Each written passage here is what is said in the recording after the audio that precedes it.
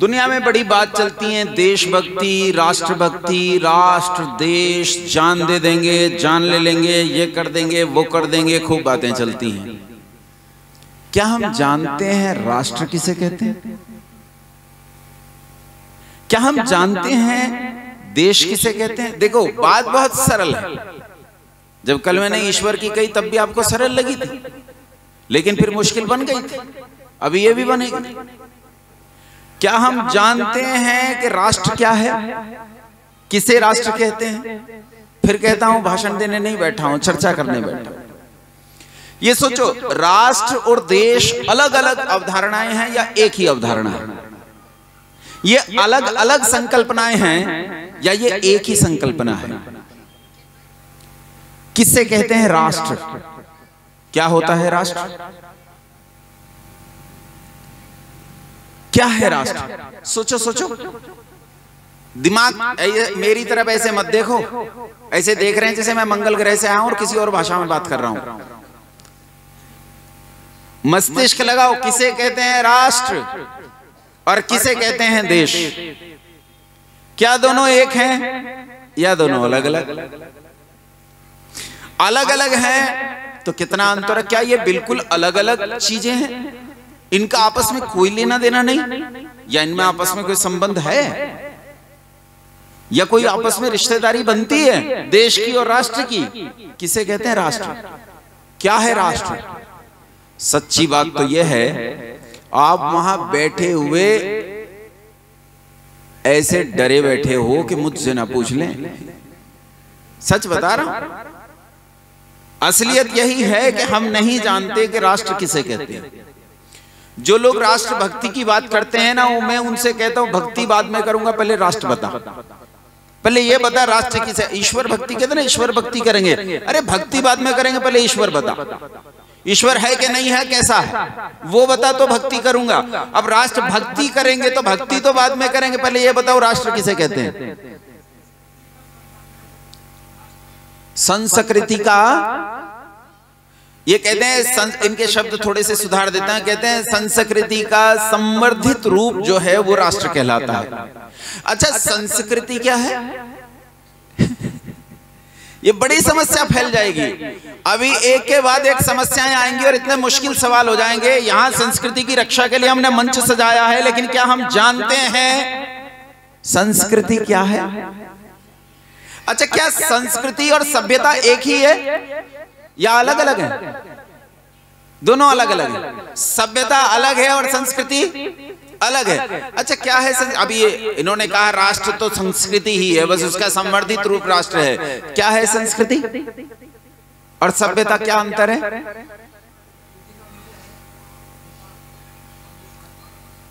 अच्छा, सभ्यता बुद्धि का विषय है और संस्कृति आत्मा का विषय है। अच्छा, माने राष्ट्र से तो दोनों का कोई लेना देना नहीं लगता है, जैसा उन्होंने बताया उस दृष्टिकोण से राष्ट्र से तो दोनों का कोई लेना देना दिख तो नहीं रहा है। राष्ट्र क्या है, देश क्या है? आऊंगा सभ्यता और संस्कृति पे भी, छोड़ूंगा नहीं, लेकिन पहले राष्ट्र की बात करते हैं। राष्ट्र और देश किसे कहते हैं? अलग अलग है कि एक ही है? सोचो। अच्छा, वो मैं बताता हूं, आज लंबा नहीं खींचता, नहीं तो इसमें और बहुत सारी बातें आनी थी और वो सारी खोलनी थी मुझे, लेकिन आज मैं सीधा समाधान पर आता हूं। देखो, राष्ट्र तीन चीजों से मिलकर बनता है। ये तीन चीजें क्या होती हैं, ध्यान से याद कर लेना, हमेशा रखना इन्हें पल्ले गांठ बांध के, तुम्हें कोई ना बहका सके कि राष्ट्र किसे कहते हैं। राष्ट्र तीन चीजों से मिलकर बनता है, जिसमें तीन चीजें होती हैं, वो राष्ट्र होता है। राष्ट्र को राष्ट्र होने के लिए पहली सबसे जरूरी चीज है कि उसके पास देश हो। क्या हो उसके पास? देश हो। देश कहते हैं स्थान को। देश किसे कहते हैं? अरे जब योग करवाते हैं ना, उपासना करवाते हैं, तो कहते हैं शरीर के किसी देश में मन को टिकाकर ओम का जप करें। तो शरीर के किसी देश में मन को टिकाकर मतलब किसी स्थान पर मन को टिकाकर। तो देश के लिए सबसे पहली और सबसे जरूरी, आवश्यक, अनिवार्य शर्त क्या है? उसके पास क्या होना चाहिए? देश होना चाहिए, स्थान होना चाहिए। आम भाषा में कहूं, उसे जमीन चाहिए। बिना जमीन के कोई राष्ट्र हो ही नहीं सकता। जमीन तो एटलीस्ट चाहिए। कोई कहे हमारा राष्ट्र है, हमारे पास जमीन नहीं है, खामखा ये कोई बात हुई? अरे भाई, राष्ट्र को राष्ट्र बनने के लिए सबसे पहली जरूरत है उसके पास क्या होनी चाहिए? जमीन होनी चाहिए। दूसरा जो घटक है राष्ट्र का वो है पॉपुलेशन, उसका डेमोग्राफिक स्ट्रक्चर क्या है, उसके पास कितनी जनसांख्यिकी है, कितनी पॉपुलेशन है। ये पॉपुलेशन दूसरा घटक है। पहला घटक बोलो, ये बैक बेंचर्स भी, पहला घटक जमीन और दूसरा घटक उस पर रहने वाले लोग, दूसरा घटक हो गया। तीसरा घटक लोग भी हो, जमीन भी हो, लेकिन इन लोगों का इस जमीन पर मालिकाना हक ना हो, तब भी ये राष्ट्र नहीं हो सकता। देखो हमारा देश कुछ दिन पहले ऐसा ही तो था। 1947 से पहले लोग भी थे हमारे, जमीन भी थी हमारी, लेकिन उस जमीन पर लोगों का मालिकाना हक, तब इस देश को, इस राष्ट्र को राष्ट्र नहीं कहते थे। क्या कहते थे? उपनिवेश। किनका उपनिवेश थे हम? अंग्रेज का उपनिवेश थे। उपनिवेश को अंग्रेजी में कॉलोनी कहते हैं। हम कॉलोनी थे उनकी। कॉलोनी होता ना, आपकी मोहल्ले कॉलोनी होते हैं, तो हम बस अंग्रेजों की क्या थे? कॉलोनी थे। इससे ज्यादा कुछ नहीं था। गरीब कॉलोनी, जिसे चूसा जा सके, जिसे दूहा जा सके, वो थे हम। तीन चीजें मिलकर राष्ट्र बनता है। मैंने तीनों अवधारणाएं बताई, फिर से सुनो। पहला है जमीन, दूसरा उस पर बसने वाले लोग, और तीसरा इन लोगों का इस जमीन पर मालिकाना हक। लेकिन अभी राष्ट्र का बना है शरीर। ये शरीर अभी जड़ है। इसमें चेतना तब आएगी जब इसमें आत्मा डाल दोगे। किसी राष्ट्र की आत्मा होती है उस राष्ट्र की संस्कृति। बिना संस्कृति के यदि यह हो भी तो भी राष्ट्र जीता नहीं, मरा हुआ होता है। अगर किसी जगह में से उस राष्ट्र की संस्कृति निकल जाए तो वो राष्ट्र मर जाता है। राष्ट्र मरते हैं, नए राष्ट्र जन्म लेते हैं, राष्ट्र फैल जाते हैं, राष्ट्र सिकुड़ जाते हैं, सब होता है। उदाहरण दो। हमारा एक क्षेत्र था, भारतवर्ष का एक क्षेत्र था जिसका नाम था सिंध। क्या नाम था? और दूसरा एक क्षेत्र था उत्तरी पंजाब, और तीसरा एक क्षेत्र था जहां बलूच रहते थे, बलूचिस्तान। इन तीनों जगह को मिलाकर आज बना हुआ है क्या? पाकिस्तान। पाकिस्तान में जो लोग हैं, बताओ, अरब से आए हैं क्या? मलिक लगाते नाम के पीछे, मलिक लगाते हैं ना, मलिक लगाते हैं, पवार लगाते हैं, तोमर लगाते हैं, गौतम लगाते हैं, आज भी लगाते हैं। ये सारे कन्वर्टेड हैं। जितने वहां रहते हैं 27 करोड़ पाकिस्तान में, ये सारे के सारे कन्वर्टेड हैं। कहीं बाहर से आने ही आए। तो बोलो लोग किसके हैं? हमारे हैं कि नहीं? और जमीन किसकी है? हमारी। और उन लोगों का उस जमीन पर मालिकाना हक भी है। लेकिन क्या चीज निकल गई वहां से? हमारी संस्कृति वहां से निकल गई। और जब हमारी संस्कृति वहां से निकल गई तो उतने क्षेत्र में भारत मर गया। बोलो हाँ कि ना? बोलो। बांग्लादेश, जमीन किसकी? हमारी। लोग किसके? हमारे। लोगों का जमीन पर मालिकाना हक भी है, लेकिन उसमें से क्या निकल गई? संस्कृति निकल गई। और संस्कृति निकलते ही उतने क्षेत्र में भारत मर गया। उतने क्षेत्र में भारत मर गया। देखो, देश मर जाता है, देश फैलता भी है। कनाडा में एक जगह ऐसी है जहां भारतीयों की बहुतायत है। आप जाएंगे तो आपको इंडियन म्यूजिक सुनने को मिलेगा। आपको बैद्यनाथ के और स्वामी रामदेव के स्टोर मिलेंगे। आपको साड़ियां बिकती हुई मिलेंगी, कुर्ते पजामे बिकते हुए मिलेंगे, धोतियां बिकती हुई मिलेंगी, रसोई का वो सारा सामान जो भारत में इस्तेमाल किया जाता है वो मिलेगा। लोग आपको हिंदी और पंजाबी में बात करते हुए मिलेंगे। क्या हमारी जमीन है वो? बोलो। क्या वहां हमारे लोग थे? क्या हमारे लोगों का वहां जमीन पर मालिकाना हक था? लेकिन वहां हमारी क्या घुस गई? संस्कृति घुस गई। और आज उस जगह को लिटिल इंडिया के नाम से जाना जाता है। देश फैलते हैं, बड़े होते हैं, नए देश जन्म लेते हैं, पुराने देश मर जाते हैं, सब घटनाएं घटती हैं। राष्ट्र 4 घटकों से मिलकर बनता है। 4 घटक होते हैं राष्ट्र नाम की अवधारणा के। पहला घटक जमीन, दूसरा घटक जमीन पर रहने वाले लोग, और तीसरा घटक है इन लोगों का जमीन पर मालिकाना हक, और चौथा है इस राष्ट्र की आत्मा यानी इसकी संस्कृति। और सभ्यता एक नहीं होते, अलग अलग होते हैं। सभ्यता होता है, कहते हैं सभा सुसभ्य, जो सभा में व्यवहार करना जानता हो उसे सभ्य कहते हैं, और उसके आचरण को क्या कहते हैं? सभ्यता कहते हैं। लेकिन वेद के अनुकूल जीवन जीने की जो शैली है उसका नाम क्या है? उसका नाम संस्कृति है। वेद से जहां निकलता है कि जीवन कैसे जिया जाए, तो जीवन जीने की उस शैली, उस परंपरा, उस अनुशासन का नाम क्या है? संस्कृति है। हमारी संस्कृति कौन सी संस्कृति कही जाती है? वैदिक संस्कृति। ये वेद की संस्कृति है, समझ रहे हैं?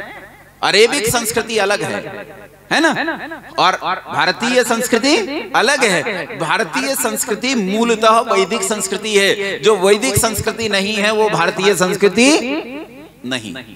ये हमारा देश, ये हमारा राष्ट्र, ये राष्ट्र की अवधारणा, ये अवधारणा अमेरिका के लिए भी है, ये अवधारणा ब्रिटेन के लिए भी है, ये अवधारणा रशिया के लिए भी है, ये अवधारणा सऊदी अरब के लिए भी है, और यही अवधारणा भारतवर्ष के लिए भी है।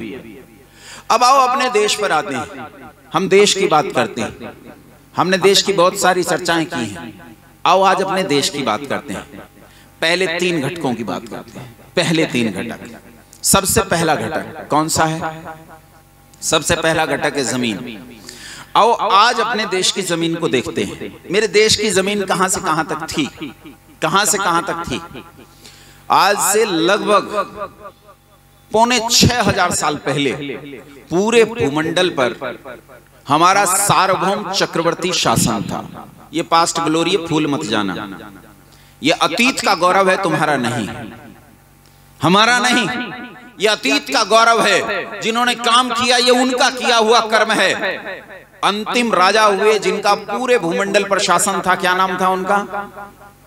उनका नाम था भूमन्यु भारद्वाज। राजा सर्वदमन के पुत्र, राजा सर्वदमन, जिन्हें संसार आज भरत के नाम से जानता है, सम्राट भरत, जिनके नाम से इस देश को आज क्या कहकर पुकारते हैं? भारतवर्ष कहकर पुकारा जाता है। उन्होंने अपने 9 पुत्रों में से किसी को शासन नहीं दिया था। जिसे शासन दिया था वही भूमंडल का शासन उन्होंने उसे सौंप दिया था। उसके बाद ये शासन धीरे धीरे टूटना शुरू हुआ। महाभारत के युद्ध में भयानक नुकसान हुआ, और उसके बाद सिद्धांतों की अवहेलना, प्रमाद, आलस्य, मूर्खता, और चोटी पर पहुंचने के बाद जो गिरावट आती है वो गिरावट, और उस गिरावट का परिणाम यह निकला कि हम 1000 साल के लिए गुलाम हो गए। हम उनके गुलाम हो गए जिन्हें 1400 साल में पूरा पजामा पहनना नहीं आया।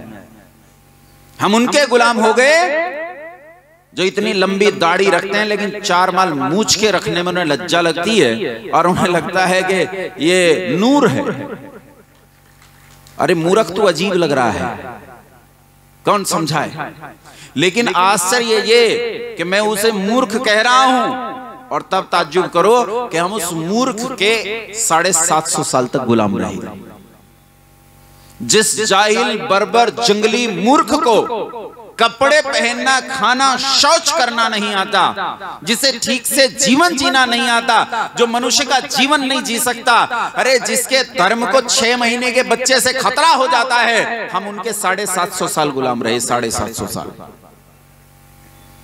250 साल गुलाम रहे हम उनके। ईसाइयों, ये तुम नाम बदल लेते हो, मुझे अच्छा नहीं लगता है। मुसलमानों को मुगल कहते हो, काहे कहते हो मुगल? मुगल तो एक बिरादरी है। किनके गुलाम रहे? मुसलमानों के। किन्होंने शासन किया, किन्होंने लूटा? महमूद गजनवी कौन था बोलो? मुगल था क्या? मोहम्मद गोरी क्या था? मुगल था क्या? नहीं था मुगल। वो बिरादरी से भी मुगल नहीं था, वो नहीं था वो मुगल, वो तो मुसलमान था भाई। और अकबर बाबर क्या थे? अरे मुसलमान ही तो थे। मुसलमानों ने लूटा इस देश को, और मुसलमानों के बाद किन्होंने लूटा? मुसलमानों के बाद लूटा ईसाइयों ने, और जमकर लूटा। विश्व युद्ध हुआ, विश्व युद्ध में हमारी कोई हिस्सेदारी नहीं थी, हम तो गुलाम थे। लेकिन इंग्लैंड का जितना विश्व युद्ध में खर्चा हुआ था, उस खर्चे की भरपाई किसने की थी? हम पर कई कई गुना टैक्स लाद दिया गया और उन टैक्सों से हमारे लोग भुखमरी में आकर मर गए। गांव में सैकड़ों सैकड़ों मौत होती थी, किसी को अन्न नहीं मिलता था, रोटी नहीं मिलती थी, लोग भूखे पेट मर गए, लेकिन वो टैक्स भरा गया ताकि इंग्लैंड के लोग सुख से रह सके। सेकेंड वर्ल्ड वॉर में इस इंग्लैंड को बुरी तरह बर्बाद किया था। बर्बाद किया था किसने? जर्मनी ने। और उसका खामियाजा किसे भुगतना पड़ा? हमें। हमने वो सारा पैसा उठाया, सारा बोझ उठाया, हमारी कोई हिस्सेदारी नहीं थी उसमें, लेकिन हमने उठाया, सब हमने दिया, सारा पैसा हमने दिया। हम इनके गुलाम रहे 1000 साल तक, और इस 1000 साल के काल में इन्होंने क्या स्थिति की होगी उसकी कल्पना करके देखो। महमूद गजनवी जब चला मुट्ठी भर सिपाहियों को लेकर, करोड़ों लोगों का मंदिर लूटने, करोड़ों लोगों का मुट्ठी भर सिपाहियों को लेकर चला, ये चला गांव के गांव जलाता हुआ, शहर के शहरों में आग लगाता हुआ, बच्चों और माताओं को तलवारों से कलम करता हुआ, रक्त से इस जमीन को लाल कर दिया इसने। छोटे छोटे दुधमुहे बच्चों को यूं उछाला जाता था और भालों के नेजों पर ले लिया जाता था, भालों के नेजों पर। और इससे बुरी स्थिति क्या होगी कि जब लूट पाट करके यहां से गया तो एक कलंक देकर गया, जिस कलंक को आप अपने माथे से कभी नहीं मिटा सकते। जानते हो क्या कलंक देकर गया? जब यहां से गया तो अपने साथ इस देश की ललनाओं, इस देश की माओं, इस देश की बेटियों, इस देश की स्त्रियों को उन घोड़ों, उन खच्चरों, उन ऊंटों के पीछे जैसे मवेशी बांधे जाते हैं, जैसे गाय भैंस घोड़े खच्चर बांधे जाते हैं, वैसे बांधकर इसी देश की जमीन पर घसीटा गया। और घसीटते हुए लेकर गया महमूद गजनवी, और दूसरे देश में जाकर हमारी माओ, हमारी बहनों की बोलियां लगाई गई। कहते थे दोख्तर हिंदुस्तान 2-2 दिनार, दोख्तर हिंदुस्तान 2-2 दिनार, 2-2 दिनार में हमारी माओ और बहनों को दूसरों के बाजारों में बेचा गया। गुलामी आसान, ये ताली बजाने की बात नहीं, शोक करने की बात है। शोक करो, दुखी हो। गुलामी कह देना सरल है, आप जानते नहीं हो गुलामी कैसी गई है।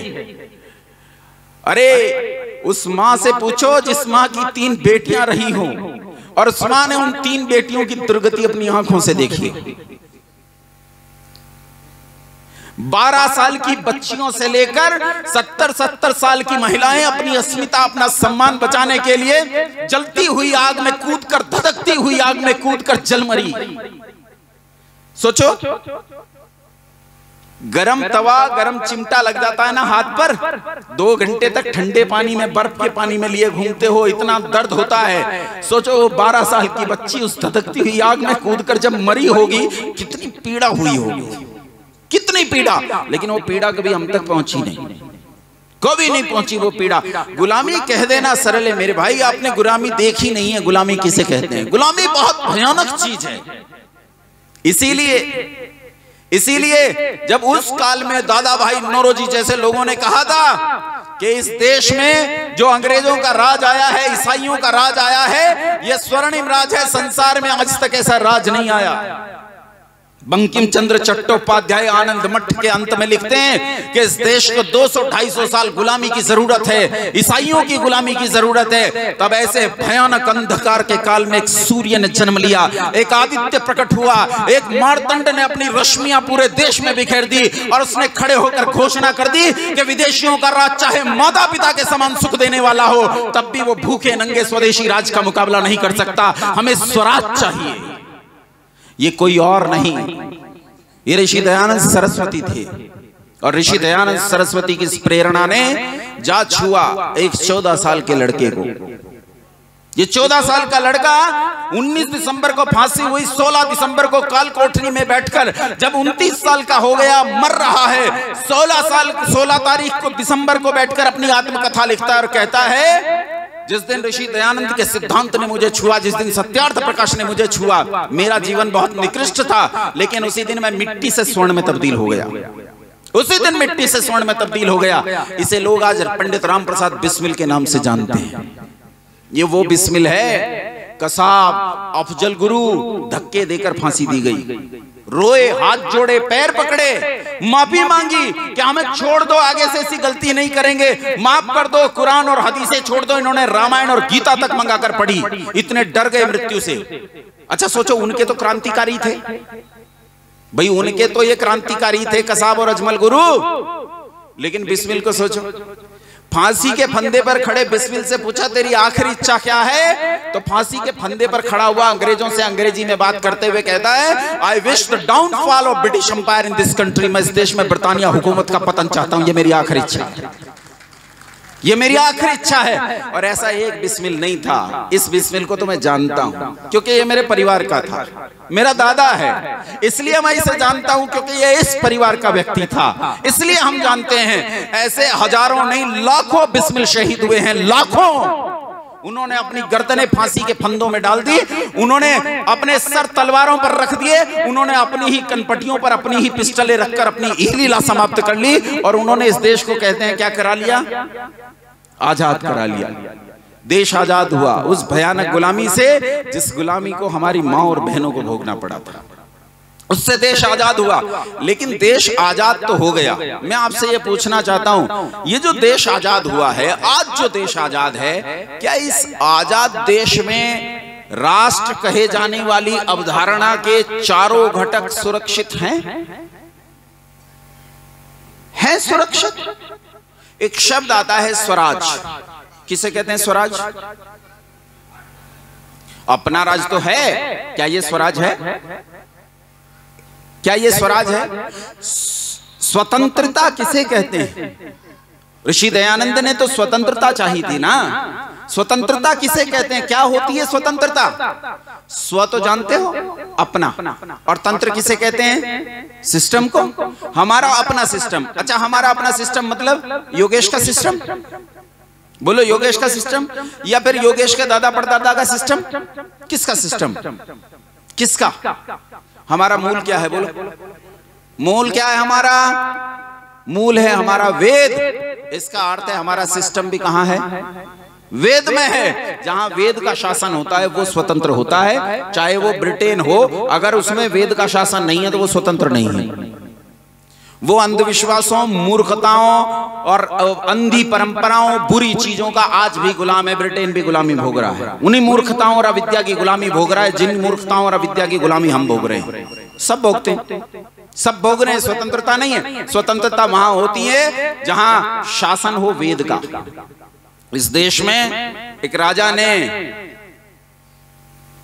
एक ब्राह्मण से कहा, सत्य घटना है ये, एक ब्राह्मण से कहा कि आचार्य, आपने मुझे सम्राट बना दिया, मैं इस देश का सम्राट हो गया, लेकिन एक राज्य है मैं उसे जीत नहीं पा रहा हूं, 3 बार हमला कर चुका हूं।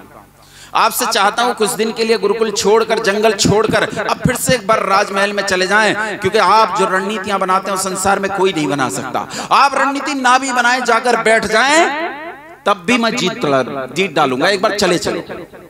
तो उन्होंने पूछा किसे जीतना? कहा उसे जीतना, पुष्यमित्र को जीतना चाहता हूं। कहा अच्छा ये बता राज्य कितना बड़ा? कहा इतना बड़ा है। फिर पूछा राज्य में शासन कैसे चलता है? कहा वेद के अनुकूल चलता है। पूछा क्या वहां गुरुकुल हैं? बोले प्रचुर मात्रा में गुरुकुल हैं, सभी छात्रों को विद्या और शिक्षा प्राप्त करने के लिए गुरुकुल उपलब्ध हैं। कहा वहां बटुकों को दक्षिणा मिलती है? हाँ, बटुकों को दक्षिणा मिलती है। क्या वहां गुरुकुलों की सारी शिक्षा वेद के अनुकूल है? हाँ, वहां सारी शिक्षा वेद के अनुकूल है। क्या आचार्यों को जीवनोपयोगी सामग्री राज्य से मिलती है? हाँ, मिलती है। क्या गवों का पालन ठीक से होता है? हाँ, होता है। क्या चारों आश्रम अपनी मर्यादा में हैं? हाँ, हैं। क्या वहां वर्ण व्यवस्था ठीक ठीक संचालित होती है? हाँ, होती है। तो फिर क्यों जीतना चाहता है? वो कहता है फिर क्यों जीतना चाहता है? हमें अपना शासन स्थापित नहीं करना, हमें वेद का शासन स्थापित करना है। अरे वहां तो पहले से वेद का शासन स्थापित है, वह स्वतंत्र है, वह सुख से है, वैसा होना चाहिए। लेकिन आज हमारे देश में क्या स्थिति है? मैं आपसे पूछना चाहता हूं, इन चारों घटकों में से हमारा क्या सुरक्षित है? क्या हमारी जमीन सुरक्षित है? है सुरक्षित हमारी जमीन? बोलो, है? अच्छा आओ देखते हैं जमीन सुरक्षित है या नहीं। देख लेते हैं एक बार। है कितने प्रदेश हैं इस समय देश में? कितने? और संघ शासित सारे मिला के बताओ कितने हो गए? 37 हो गए। अब कितने हो गए? अब 37 हो गए। और इन 37 में अगर मैं बात करूं, ऊपर से शुरू करो, सिर से जम्मू कश्मीर। नक्शा देखा भारत का? कभी देखा भारत का नक्शा? वो भारत के नक्शे में जो ऊपर यूं 2 सींग होते हैं दोनों तरफ, वो नहीं है हमारे पास, एक भी नहीं हमारे पास। इसमें से एक बहुत बड़ा हिस्सा चीन के पास है, जिसे अक्साई चीन के नाम से जाना जाता है, और एक बहुत बड़ा हिस्सा उसी कश्मीर में से पाकिस्तान के पास है, जिसे पाक ऑक्यूपाइड कश्मीर के नाम से जाना जाता है, पीओके के नाम से जाना जाता है, पाक अधिकृत कश्मीर। वहां एक लाइन बनी हुई है जिसे लाइन ऑफ कंट्रोल के नाम से जाना जाता है। उस लाइन ऑफ कंट्रोल के परे का कश्मीर हमारा नहीं है, इस तरफ भी और इस तरफ भी। कश्मीर में धारा 370 खत्म की गई, आज भी वहां जाने कितने हजार ट्रूप्स, कितनी सेना वहां पड़ी हुई है जम्मू कश्मीर में। तब जाकर कुछ ऐसा लगता है कि जम्मू कश्मीर में ज्यादा विप्लव नहीं हो रहा है। लेकिन क्या अभी 2 हफ्ते पहले आपने, 3 हफ्ते पहले अभी आपने नहीं देखा कि नाम पूछकर गोली मार दी गई विद्यालय के अंदर? अध्यापकों से नाम पूछा गया, तेरा नाम क्या है? उसने कहा मेरा नाम मोहम्मद साकिब है, छोड़ दिया गया। तेरा नाम क्या है? मेरा नाम ओम कुमार है, गोली मार दी गई। 2-3 लोगों को गोली मार दी गई। ये तो तब है जब वहां 90 हजार ट्रूप्स पड़े हैं, सेना पड़ी है, और उन्हें हथियार हैं, उन्हें सारे अधिकार मौजूद हैं, तब जाकर जम्मू कश्मीर की यह हालत है। ईमानदारी से बताओ, हृदय की गहराई से बताओ, क्या जम्मू कश्मीर आज हमारे उस तरह नियंत्रण में है जैसे एक देश के नियंत्रण में उसका हिस्सा होना चाहिए? है? महाराष्ट्र में देशभक्त लोग भी रहते हैं जो इस देश के लिए अपना खून बहाते हैं, लेकिन महाराष्ट्र में ऐसे लोग भी रहते हैं जो कहते हैं महाराष्ट्र मराठों का, उत्तर भारतीयों से हमारा कोई संबंध नहीं है। ना वो यहाँ बिजनेस कर सकते हैं, ना वो यहाँ व्यापार खड़े कर सकते हैं, उद्यम कर सकते हैं, नौकरी, दुकानें, घर कुछ नहीं बना सकते। और पिछले दिनों उत्तर प्रदेश और बिहार के लोगों के व्यापार और प्रतिष्ठान जलाकर राख कर दिए गए थे, मकान तक तोड़े गए थे। हाँ के ना? हाँ के ना? अरे वहां राजनीति यही चलती है, राजनीति यही चलती है। केरल, तमिलनाडु, आंध्र प्रदेश, दक्षिण भारत के इन 3 प्रदेशों को यदि ध्यान से देखो तो ये स्वयं को द्रविड़ियन कहते हैं, और कहते हैं उत्तर भारत के लोग आर्य हैं और आर्यों ने इस देश पर कब्जा कर लिया है, हमारा इन आर्यों से कोई संबंध। पश्चिमी बंगाल देश के भीतर एक दूसरे पाकिस्तान के रूप में पनप रहा है। बोलो हाँ के ना? हर योजना में, जब से मां होलिका आई है सत्ता में, तब से हर योजना में कई करोड़ घुसपैठिए बांग्लादेश से इस देश के भीतर आते हैं। इस देश में रहने वाला मुसलमान केवल बच्चे पैदा करके अपनी संख्या नहीं बढ़ा रहा है, केवल धर्मांतरण करके अपनी संख्या नहीं बढ़ा रहा है, वो घुसपैठ करके भी इस देश में अपनी संख्या बढ़ाता है। बांग्लादेश से घुसपैठ होती है, और तब ये हालत जम्मू कश्मीर की, पश्चिमी बंगाल की है।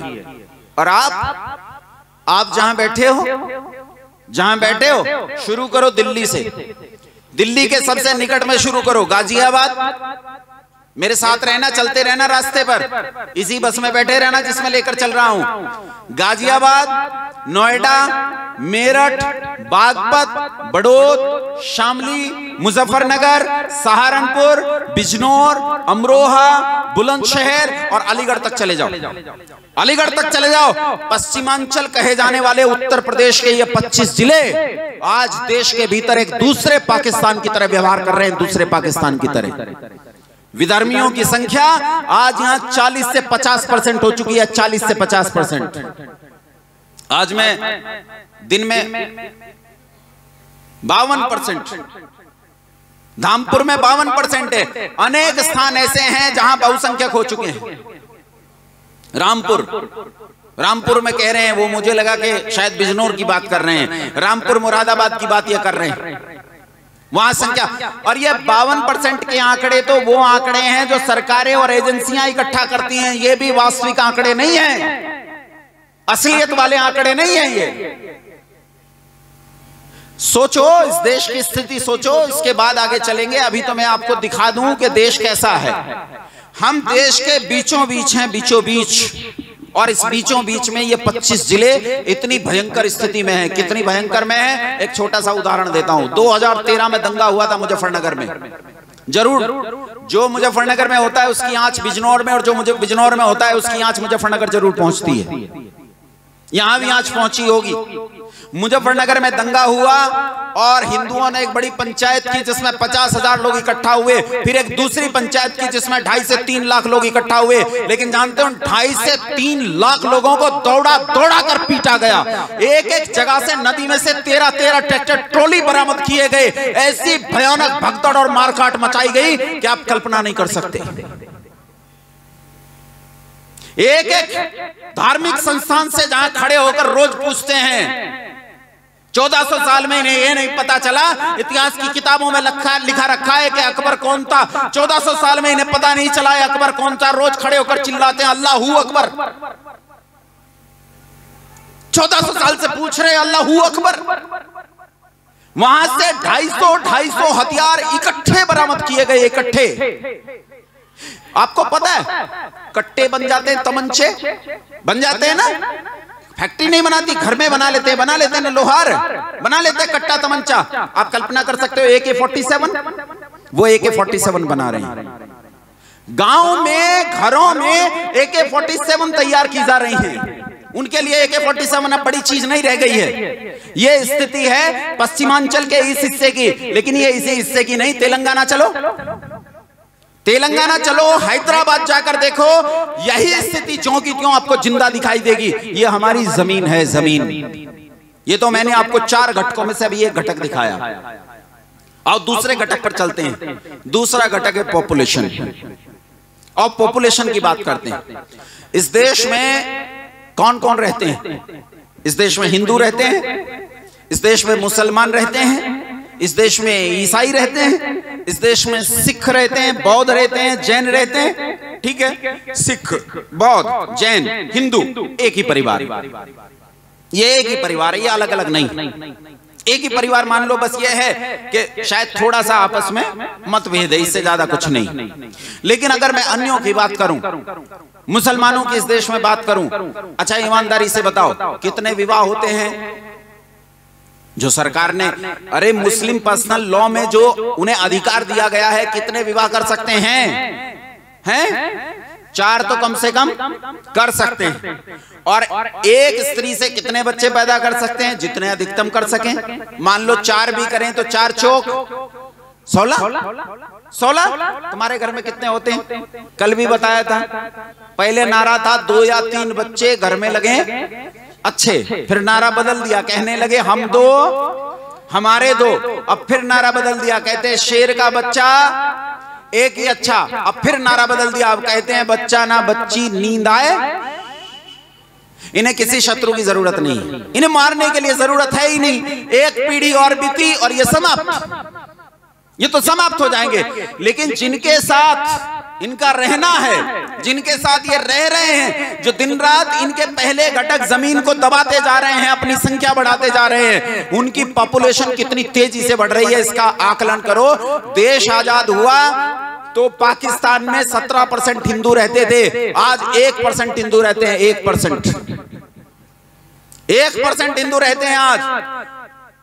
YouTube उठाकर देखना, सरदार वल्लभ भाई पटेल की एक स्पीच पढ़ी है 10 मिनट की, कलकत्ता में भाषण देते हुए। और वहां वो कह रहे हैं कलकत्ता में भाषण देते हुए कि पाकिस्तान के बनने में सब मुसलमानों ने सहयोग किया। जो इस देश में 3-4 करोड़ मुसलमान रह गए हैं, उन्होंने भी सहयोग किया है, मैं ठीक से जानता हूं। तो कहते हैं ये तो शांति से पड़े रहो, नहीं तो बाकी हम दूसरे रास्ते जानते हैं। सरदार वल्लभ भाई पटेल की स्पीच है, मुझे उस स्पीच से लेना देना नहीं, लेकिन इसमें से एक आंकड़ा मिल रहा है कि कितनी संख्या बता रहे हैं वो हिंदुस्तान में 1947 में मुसलमानों की कितनी? 3 या 4 करोड़। 4 करोड़ मान लूं, अधिकतम आंकड़ा ले लूं, 4 करोड़। आज कितने हैं? 35 से 40 करोड़। 35 से 40 करोड़। पाकिस्तान में जो हिंदू थे 17%, वो घटकर रह गए हैं 1%। और इस देश में जो मुसलमान 3 से 4 करोड़ थे, वो बढ़कर कितने हो गए हैं? 35 से 40 करोड़ ये पॉपुलेशन, ये डेमोग्राफिक स्ट्रक्चर है। जहां हम गुरुकुल चलाते हैं 85% जनसंख्या है, चारों ओर घिरे रहते हैं, सुबह से शाम तक इन्हीं की आवाजें आती रहती हैं, एक ही सवाल बार बार घूमता है इनका, अल्लाहू अकबर। मैंने कई बार कहा मुझसे पूछ लो, लेकिन पूछना उसी से है। अब 7वें आसमान तक आवाज जाती नहीं है, जवाब मिलता नहीं, जवाब मिलता नहीं है। लेकिन मैं कह ये रहा हूं, इनकी संख्या दिन दुनी रात चौगुनी निरंतर बढ़ रही है, निरंतर। हाँ के ना, हाँ के ना। अच्छा ये बताओ, इसी बिजनौर में ईसाई धर्मांतरण करते हैं कि नहीं करते? पैसा दिया जाता है, नौकरियां दी जाती हैं, विवाह के लिए लड़कियां उपलब्ध कराई जाती हैं, कुछ भी लालच दें, कुछ भी लालच दें, उन्हें ईसाई बनाया जाता है। कौन ईसाई बन रहे हैं? क्या मुसलमान ईसाई बन रहे हैं? कौन ईसाई बन रहे हैं? हिंदू। हिंदू केवल इसीलिए नहीं घट रहा क्योंकि वो बच्चे पैदा नहीं कर रहा है, हिंदू इसलिए भी घट रहा है कि दिन रात उसकी संख्या को तोड़ा जा रहा है, दिन रात। अजीत जोगी नाम का एक मुख्यमंत्री छत्तीसगढ़ में, छत्तीसगढ़ का पहला चीफ मिनिस्टर, कौन था ये? मजहब से क्या था? नाम से क्या लगता है?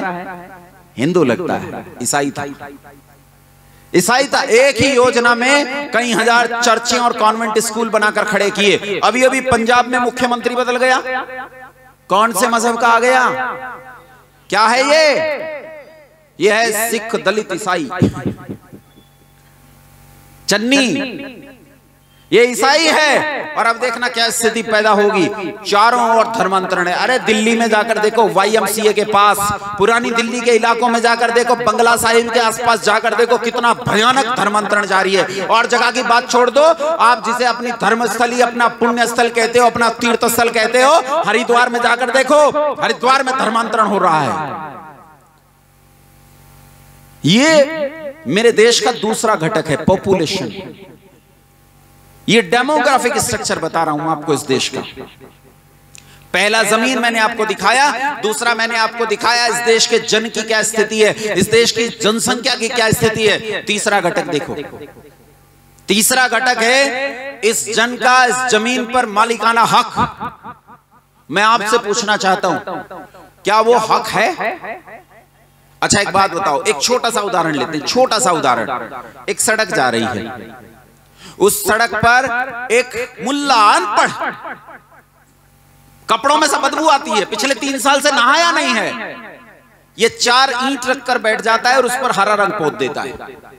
धीरे धीरे इन ईंटों की संख्या बढ़ाता है, धीरे धीरे इसे घेर लेता है और घेर कर वहां बैठ जाता है। हाईवे है, केंद्र सरकार इस हाईवे को बना रही है। मुझे बताओ, हाईवे इसे तोड़ पाता है, इस जमीन को ले पाता है, या इसे बचाकर निकलता है?